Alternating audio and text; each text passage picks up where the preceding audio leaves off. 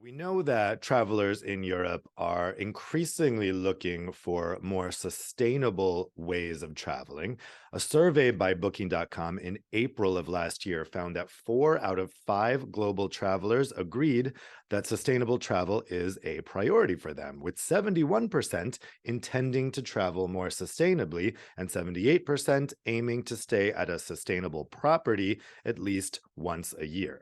Other studies have pointed to fundamental changes in consumer perspective when it comes to air travel in particular, as consumers become more aware of the impact of aviation on the environment. We have, as you said, the UECO label that is already a 30 years old label that was established in 1992. It is the EU voluntary label for environmental excellence, meaning it is independent, it's transparent, and is also third-party verified. In order to get the UECO label, products and services have to comply with strict criteria that are set through multi-stakeholder processes that is involving all different parties.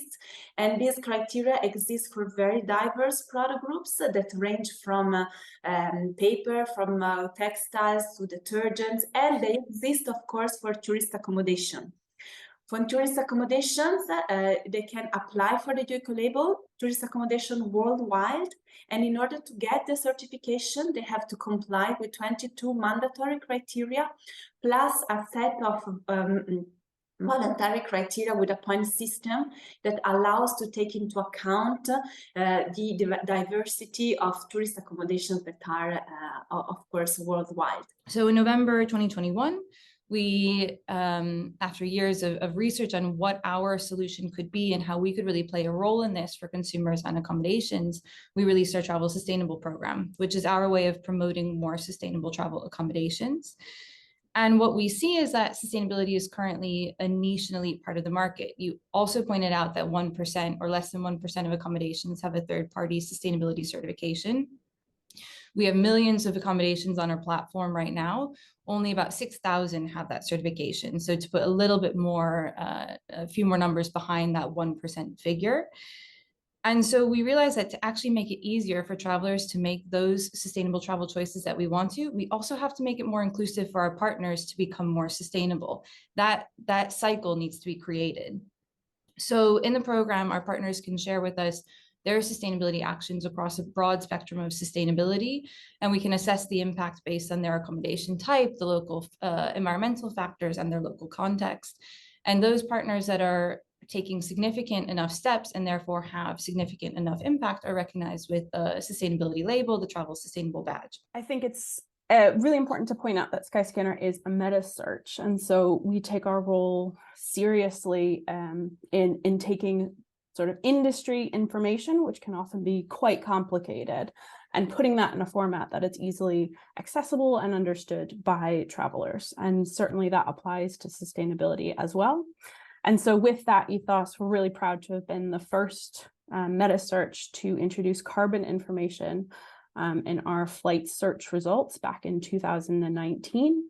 And that was done in an effort to make getting that information accessible to consumers and also to make it easy to understand. The outcome of this study was actually the number of trips and nights and the revenues can potentially simply grow like in business as usual up to 2050 and even after. And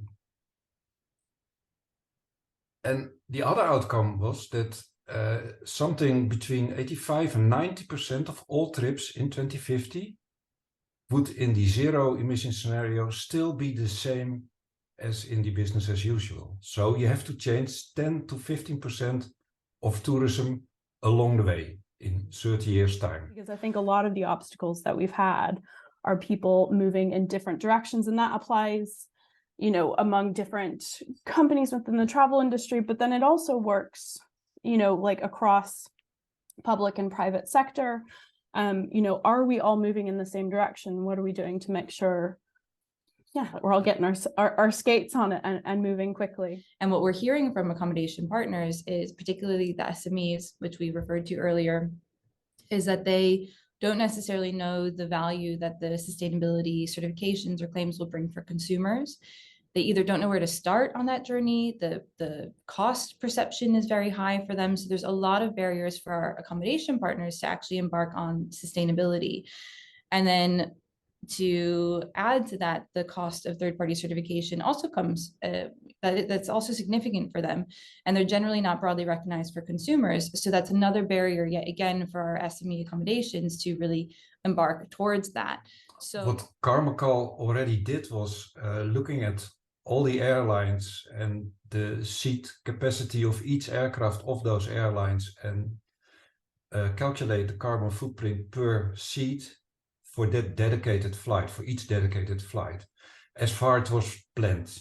Of course, in reality, there could be an exchange of aircraft and then it doesn't fit anymore. But that's 99% of the time, that's not the case.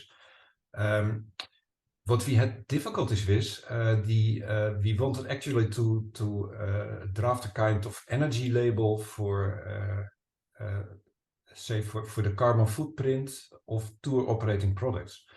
And when we proposed that, it looked very much like the European energy label for washing machines and that sort of things, the same type of label. And actually, we were not allowed by the European Union to use that.